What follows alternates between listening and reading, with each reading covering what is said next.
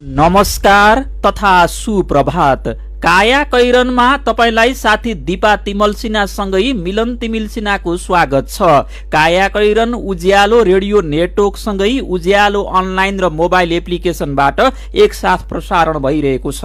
आज 2078 साल जेठ 4 गते मंगलबार, वैशाख शुक्ल पक्षको षष्ठी उपरान्त सप्तमी तिथि, सन् 2021 मे 18 तारिक। काया कैरन सुरु गरौं मुख्य खबरका शीर्षकहरूबाट। महामारी जित्न सघाउँदै मनकारीहरू, कोरोना नियन्त्रणको कार्ययोजना ल्याउन सरकारलाई सर्वोच्चको आदेश।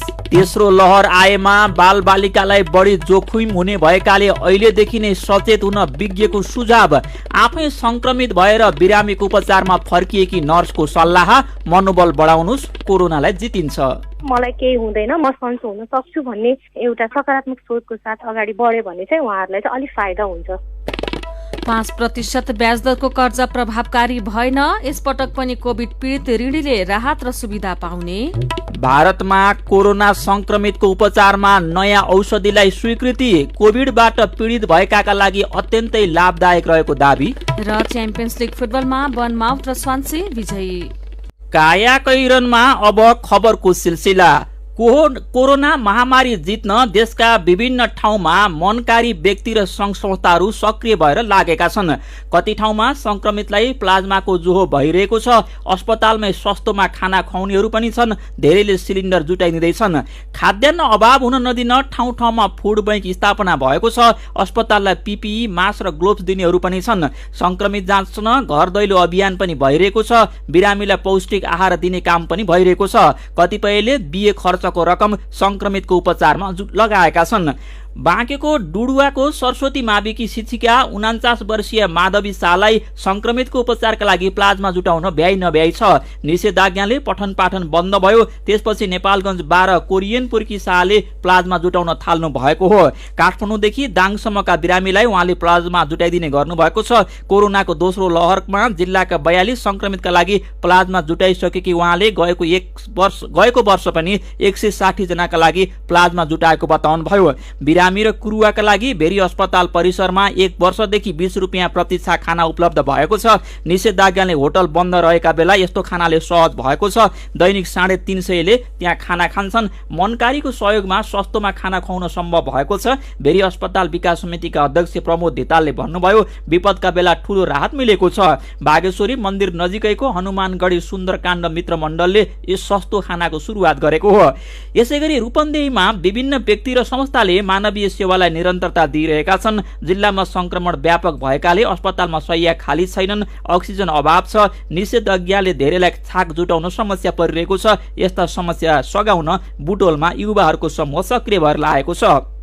यस्तै दाङको तुलसीपुर अटो भिलेज व्यवस्थापन समितिका अध्यक्ष पदम पोखरेललाई रात दिन फोन आइरहन्छ। जसरी पनि अक्सिजनको व्यवस्था गरिदिन अनुरोध गर्छन्। उहाँ घडी हेर्नुहुन्न। जतिखेर अस्पतालबाट फर्किन नपर्ने गरी व्यवस्था मिलाउन सरकारलाई आदेश दिएको छ। 1 हप्ताभित्र महामारी नियन्त्रण र उपचार सम्बन्धी विस्तृत कार्ययोजना बनाउन तथा कार्यान्वयन भए नभएको विवरण हरेक 15 दिनमा जानकारी गराउन पनि सर्वोच्चले भनेको छ। अक्सिजन, आधारभूत औषधि वा अस्पतालमा ठाउँ वा शैय्याको अभावमा कोरोना संक्रमित व्यक्तिले उपचार नपाई अस्पतालमा भर्ना नपाउने वा अस्पतालबाट फर्किनु नपर्ने सुनिश्चितता गर्नु हिजो बसेको न्यायाधीश नहकुल सुवेदीको एकल इजलासले दिएको आदेशमा भनिएको छ। आदेशमा थप भनिएको छ, यो आदेश प्राप्त भएको मितिले 7 दिनभित्र प्रत्यार्थी मध्येका स्वास्थ्य तथा जनसंख्या मन्त्रालयले सम्बन्धित सरकारवालाहरूसँग समन्वय गरी देखाएका विषयहरू समेतमा राज्यको जिम्मेवारी वहन हुने प्रतिबद्धता व्यक्त भएको एक स्पष्ट र कार्यान्वयन योग्य कोभिड-19 नियन्त्रण र उपचार सम्बन्धी विस्तृत कार्ययोजना बनाउने सर्वोच्चले वर्तमान अवस्थामा सरकार आफ्नो नागरिकप्रति जिम्मेवार नदेखिएको आदेशमा उल्लेख गरिएको छ। सर्वोच्चको आदेशमा भनिएको छ, उपचारमा सबै संक्रमितको सहज र समान पहुँच स्थापित होस्। अक्सिजन वा पर्याप्त उपचार अभावमा कोही संक्रमितको ज्यान नजाओस्। प्रदेश र स्थानीय तहमा पनि कोभिडको उपचार हुन सक्ने गरी पूर्वाधार र अन्य व्यवस्थापन मिलाउनु। पहिलो चरणको खोप लगाउनेले दोस्रो चरणको र सबै नेपालीले खोप पाउने सुनिश्चितता गर्नु। कोरोना महामारीको तेस्रो चरण र यसपछि आउन सक्ने सम्भावित संक्रमणको पूर्व तयारी गर्नु। महामारी नसकिएसम्म 15-15 दिनमा काम कारवाहीको प्रगति विवरण अदालतलाई बुझाउनु। कोभिड-19 को तेस्रो लहर छिट्टै आउन सक्ने भन्दै अहिले नै तयारी थाल्न विज्ञहरूले जोड दिएका छन्। खोप नलगाएका व्यक्ति र बालबालिका तेस्रो लहरबाट बढी प्रभावित हुने उनीहरूको विश्लेषण छ। कान्ति बाल अस्पतालका निर्देशक एवं वरिष्ठ बालरोग विशेषज्ञ डाक्टर आरपी भिच्छाले छिमेकी देश भारत लगायत विश्वभरिकै तथ्याङ्क हेर्दा अक्टोबर नोभेम्बरमा कोभिडको तेस्रो लहर आउने निश्चित प्राय रहेको बताउनुभयो। पहिलो लहरमा बुढापाका र दोस्रो लहरमा युवा बढी प्रभावित भए जस्तै तेस्रो लहरले बालबालिकामा बढी जोखिम पर्ने अनुमान छ उहाँले भन्नुभएको छ। कोभिडको पहिलो लहरमा संक्रमित मध्ये बालबालिका 2% भन्दा कम थिए। अहिले दोस्रो लहरमा कुल संक्रमितमा बालबालिकाको हिस्सा करिब 10% छ। स्वास्थ्य मन्त्रालयका सहप्रवक्ता डाक्टर समीर कुमार अधिकारीले समेत कोभिडको तेस्रो लहर आउन सक्ने र यसले बालबालिका लगायत खोप नलगाएकाहरू बढी जोखिममा पर्न सक्ने बताउनुभयो। दोस्रो लहर कम भएर सामान्यतर्फ जान थालेपछि स्कुल खुल्ने भएकाले संक्रमणको समस्या निम्तिने उहाँको भनाइ छ। बालबालिकाका लागि खोप समेत नभएकाले स्वास्थ्यमा जनशक्ति लगायतका पूर्वाधार व्यवस्था तत्काल गर्नुपर्नेमा उहाँले जोड दिनुभयो। विज्ञहरू भन्छन् बच्चामा इम्युनिटी पावर उसै कम हुन्छ, अहिलेदेखि नै तयारी गर्नुपर्छ। कायाकैरनमा आफू संक्रमित भएर संक्रमितकै उपचारमा फर्कनु भएकी एकजना नर्सको अनुभव समेटिएको कोरोना क्याप्सुलसँगै खबरको सिलसिला बाँकी नै छ, सुन्दै गर्नुहोला।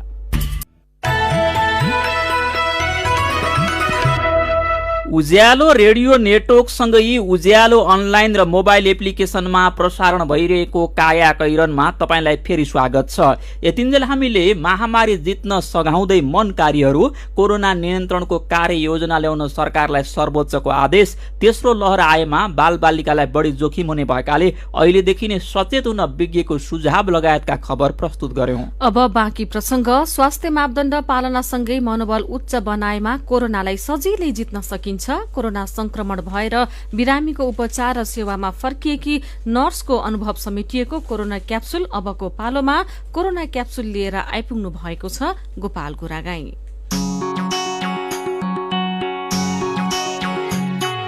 बाढी पहिरो खेपियो, आधी हुरी छेकियो, संसारकै विनाशकारी। कोरोनाको यो 38औं क्याप्सुल हो। आजको क्याप्सुलमा 4वटा डोजहरू छन्। यी डोजहरू कोभिड संक्रमणलाई जितेर अहिले पनि कोभिडकै बिरामीको उपचार र सेवामा तल्लीन एकजना नर्सको अनुभव र सल्लाहमा आधारित छन्। कोरोना क्याप्सुलका आजका डोजहरू दिँदै हुनुहुन्छ भेरी अस्पतालकी नर्सिङ अधिकृत मधु गुरुङ। नेपालगञ्जको भेरी अस्पताल कोभिडका बिरामीले भरिन थालेको महिना दिन भइसक्यो।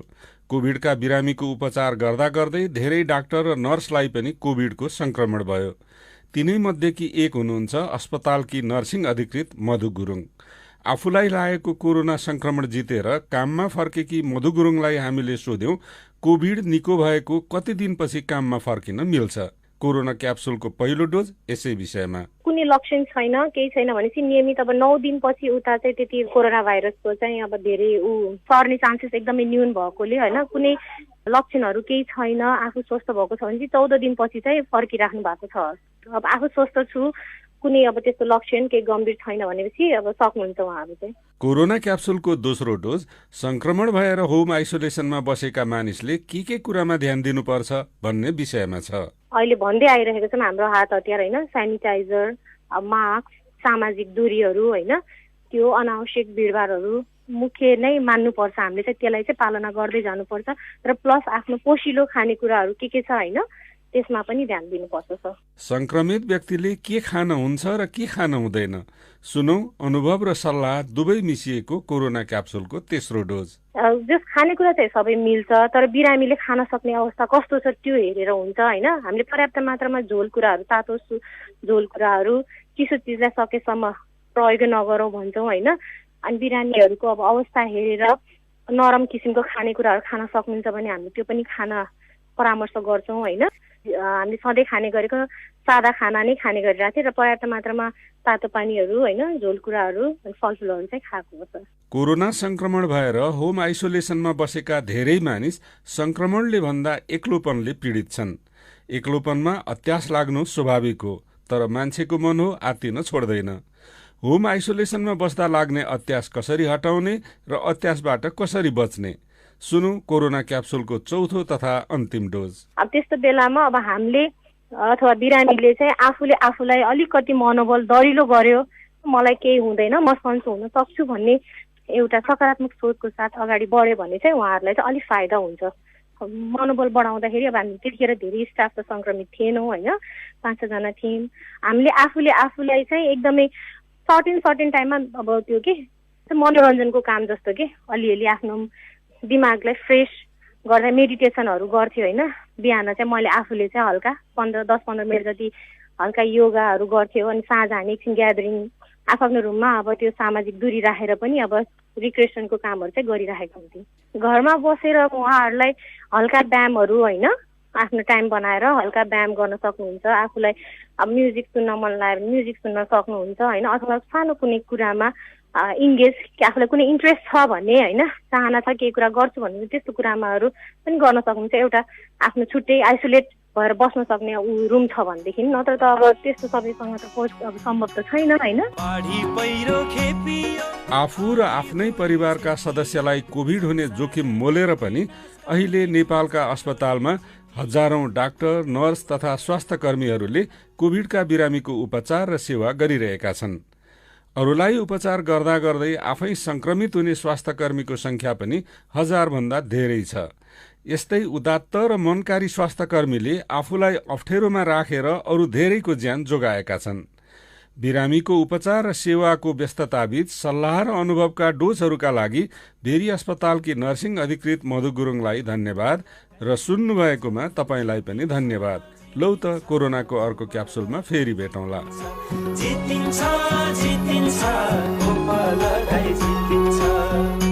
कोरोना क्याप्सुल पछि फेरि खबरकै सिलसिला। सर्वोच्च अदालतले लुम्बिनी प्रदेशका 4 जना मन्त्रीलाई प्रदेशसभा सदस्य पदमा पुनर्बहाली गर्ने आदेश दिएको छ। न्यायाधीश नहकुल सुवेदीको एकल इजलासले हिजो जनता समाजवादी पार्टीले निलम्बन गरेका 4 जना सांसदलाई पुनर्बहालीको आदेश दिएको हो।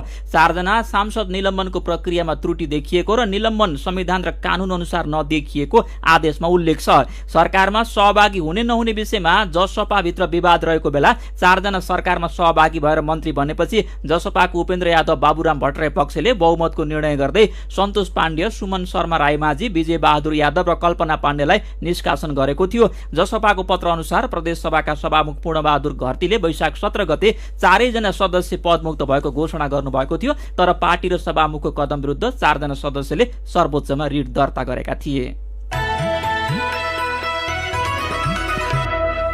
कार्यविधि जारी भएको 6 महिना अवधिमा व्यवसायीले झण्डै 42 अर्ब रुपियाँ मात्र 5% ब्याज दरको व्यावसायिक निरन्तरता कर्जा लिएका छन्। कोभिड-19बाट प्रभावित उद्योगी व्यवसायीको व्यवसाय निरन्तरतामा सघाउने उद्देश्यले सरकारले यो कार्यक्रम ल्याएको हो। तर व्यवसायको रुचि नहुँदा कार्यक्रम प्रभावकारी हुन सकेको छैन। बजेट कार्यान्वयनमा आएको 10 महिना र कार्यविधि जारी भएको 6 महिनासम्म पनि यो शीर्षकमा निकै कम मात्र कर्जा प्रभाव भएकाले यसको प्रभावकारितामै प्रश्न उठेको छ। कोभिड संक्रमणका कारण अहिले फेरि उद्योग व्यवसाय बन्द छ। बैंकले अत्यावश्यक बाहेक अन्य सेवा रोकेका छन्। यसकारण अवस्था सामान्य भएपछि पुनः कर्जा माग बढ्ने व्यवसायीको भनाइ छ। कोभिडका कारण उत्पन्न असहज परिस्थितिले शिथिल बनेको व्यवसायिक क्षेत्रलाई प्राण दिन भन्दै सरकारले चालू आर्थिक वर्षको बजेट मार्फत 50 अर्ब रुपियाँको कोष स्थापना गरी 5% ब्याज दरमा कर्जा उपलब्ध गराउने यो कार्यक्रम ल्याएको थियो। यसैबीच अघिल्लो पटक यस्तै यसपटक पनि कोभिड-19 का पीड़ित ऋणीले राहत तथा सुविधा पाउने भएका छन्। यसका लागि राष्ट्र बैंक आन्तरिक गृह कार्यमा जुटेको छ। यही हप्ता सार्वजनिक गर्न लागि चालू आर्थिक वर्षको मौद्रिक नीतिको तेस्रो त्रैमासिक समीक्षामा राहत तथा सुविधाका कार्यक्रम घोषणा गर्ने तयारी भएको राष्ट्र बैंक स्रोतले बताएको छ। के कस्ता कार्यक्रम ल्याउने भन्ने टुङ्गो लागि नसके पनि पुरानै कार्यक्रमलाई निरन्तरता दिने बारे छलफल भइरहेको राष्ट्र बैंक अनुसन्धान विभाग प्रमुख प्रकाश कुमार श्रेष्ठले बताउनुभयो। अहिलेको अवस्था पनि गएको वर्षभन्दा फरक छैन उहाँले भन्नुभएको छ। यसकारण गएको वर्ष अवलम्बन गरिएका प्याकेजलाई नै निरन्तरता दिने विषयमा छलफल भइरहेको छ। कायाकैरनमा मेरो पनि भन्नु छ र कार्टुनसँगै खबरको सिलसिला बाँकी नै छ, सुन्दै गर्नुहोला। सीधा कुरा प्रष्ट विचार काठमाडौँमा 90 मेगाहर्ज उज्यालो रेडियो नेटवर्क मार्फत देशभरिका विभिन्न एफएम स्टेशन तथा उज्यालो अनलाइन र मोबाइल एप्लिकेशनमा प्रसारण भइरहेको काया कैरनमा तपाईलाई फेरि स्वागत छ। अब बाँकी खबर। मौसममा आएको खराबीका कारण सगरमाथा सहितका विभिन्न हिमाल आरोहण प्रभावित भएको छ। अरब सागरमा विकसित भएको शक्तिशाली चक्रवातका कारण नेपालको हिमाल आरोहण पनि प्रभावित भएको हो। मौसम बिग्रिएपछि संस्कृति पर्यटन तथा नागरिक उड्डयन मन्त्रालय पर्यटन विभागले आरोहीलाई सजगता अपनाउँदै सुरक्षित रहन आग्रह गरेको छ। अहिले धेरै आरोही आरोहण अनुकूल मौसमको प्रतीक्षामा सगरमाथाको आधार शिविरमा छन्। गएको वैशाख 24 गतेदेखि सगरमाथाको व्यावसायिक आरोहण शुरू भएको थियो। यसैबीच मौसम पूर्वानुमान महाशाखाले उच्च हिमाली क्षेत्रमा उच्च वेगको हावाहुरीको सम्भावना रहेकाले पर्वतारोहण नगर्न र नगराउन आग्रह गरेको छ। चक्रवातको असरले नेपालमा आजदेखि देशभरको मौसम बदली हुने अनुमान गरिएको छ। अहिले गण्डकी कर्णाली लुम्बिनी र सुदूरपश्चिम प्रदेशका धेरैजसो ठाउँमा वर्षा गराउने प्रणाली सक्रिय भएको मौसमविदले बताएका छन्। मेरो पनि भन्नु छ। काठमाडौँका प्रमुख जिल्ला अधिकारी कालीप्रसाद पराजुलीले काठमाडौँ उपत्यकामा निषेधाज्ञाको पालना भएको बताउनु भएको खबर उज्यालोमा पढेर रविन्द्र कुँवर लेख्नुहुन्छ, निषेधाज्ञा लगाइएको छ, त्यसपछिका थप काम प्रभावकारी भएका छैनन्। महामारीका बेला नागरिकको जीविका कसरी चलेको छ भन्ने कुरामा पनि सरकार सचेत हुनुपर्छ। यसै विषयमा शम्भु कटुवाल लेख्नुहुन्छ, अन्तर्राष्ट्रिय व्यवस्था अनुसार नागरिकको जीव धनको पूर्ण रूपमा ग्यारेन्टी गरेर मात्रै निषेधाज्ञा लगाइन्छ। यहाँ लाखौं मजदुर र ज्यालादारी वर्गलाई कैदी बनाएर सरकारको मन परी चलेको छ। धर्म पुडासैनी पनि निषेधाज्ञा पालना भएको छ भन्नुहुन्छ। तर अहिले बिरामीहरू कसरी अस्पताल पुगेका होलान्, मजदुरले कसरी छाक जुटाएका होलान्, बजार भाउको अवस्था के होला। अनि लक्ष्मी लिम्बू लेख्नुहुन्छ, अहिले हामी विश्वव्यापी समस्यामा छौं। रोग लागेपछि उपचार गर्नुभन्दा यो बेलामा रोग लाग्न नदिनु नै उत्तम उपाय हो। दुःख झेलेरै भए पनि महामारी टार्न सबैले सहयोग गरौं, निषेधाज्ञाको पालना गरौं। विचारका लागि तपाईलाई धन्यवाद। मेरो पनि भन्नु छ। मेरो पनि भन्नु छ प्रस्तुत गर्दै हुनुहुन्थ्यो साथी अर्जुन पोखरेल। काया कैरनमा अब विदेशका खबर। कोरोना भाइरस संक्रमित बिरामीको उपचारमा प्रयोग गर्ने उद्देश्यले भारतमा विकास गरिएको नयाँ औषधिले अनुमति पाएको छ। औषधिसँग सम्बन्धित विषय हेर्ने भारतको सरकारी निकायले 2DG नामक औषधिलाई संक्रमितको उपचारमा प्रयोगका लागि आपतकालीन अनुमति दिएको हो। कोभिडबाट अति प्रभावित दिल्लीका अस्पतालहरूमा यो औषधि पहिलो पटक प्रयोग गरिनेछ। औषधि कोभिडबाट पीडित भएकाहरूका लागि अत्यन्तै लाभदायक रहेको भारत सरकारले दावी गरेको छ।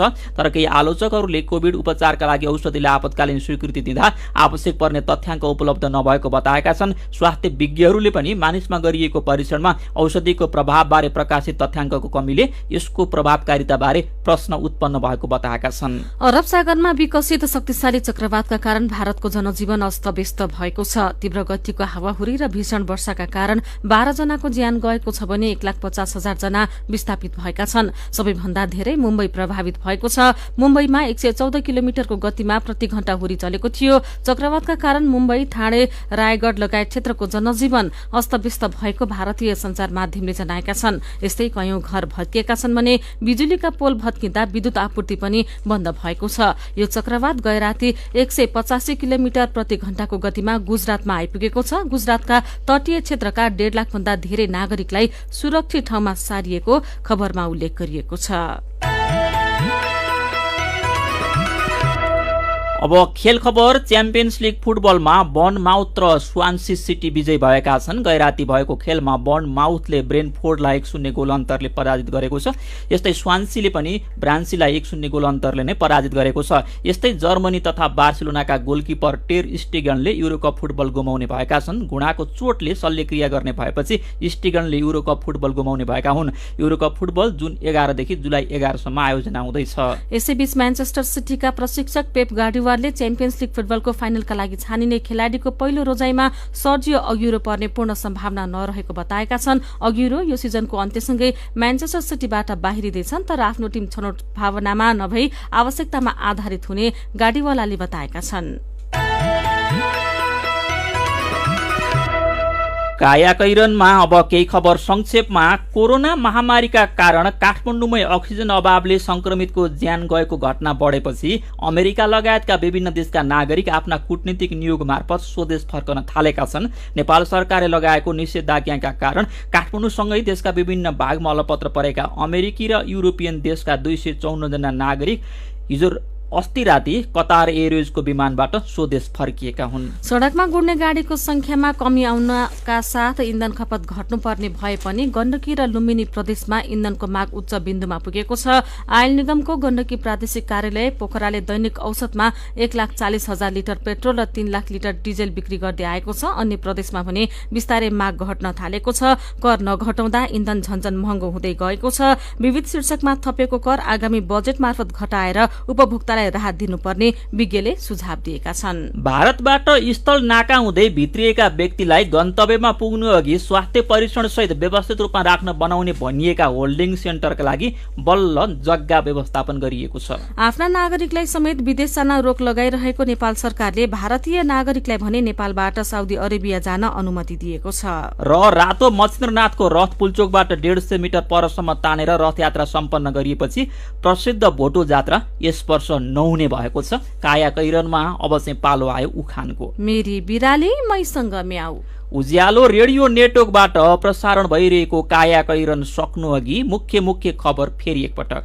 महामारी जित्न सघाउँदै मनकारीहरू, कोरोना नियन्त्रणको कार्ययोजना ल्याउन सरकारलाई सर्वोच्चको आदेश। तेस्रो लहर आएमा बालबालिकालाई बढी जोखिम हुने भएकाले अहिलेदेखि नै सचेत हुन विज्ञको सुझाव।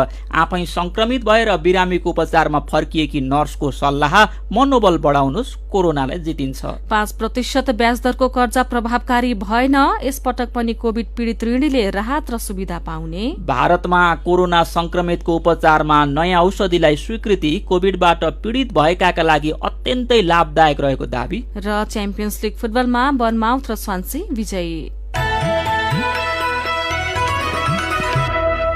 अब कार्टुन लिएका छौं। कुरी शीर्षकमा उत्तम नेपालले बनाउनु भएको। सरकारले कोरोना संक्रमितलाई अक्सिजन, बेड लगायतका आधारभूत स्वास्थ्य सामग्रीको व्यवस्था गर्न नसकेको कुरालाई यो कार्टुनले व्यङ्ग्य गरेको छ। यहाँ एकजना बिरामी इन्तु न चिन्तुसँग अस्पतालको बेडमा सुतिरहेका छन्, छटपटिरहेका छन्, ऐया आत्था भनिरहेका छन्। सास फेर्न अक्सिजन चाहिएको छ तर अक्सिजन लिने भाँडो छैन। नजिकै डाक्टर के गरौं कसो गरौंको अवस्थामा अलमलिएर उभिएका छन्। त्यही बेला दौरा सुरुवाल कोट टोपीमा ढल्किएका एकजना भुँडीवाल सरकारका मान्छे दाँत देखाउँदै पुगेका छन्। हातमा रुखको सानो हाँगो हल्लाएर उनी भन्दैछन्, अक्सिजन पुगेन, यो सुन्नु त मैले त बुट्टै उखलेर ल्याएको नि।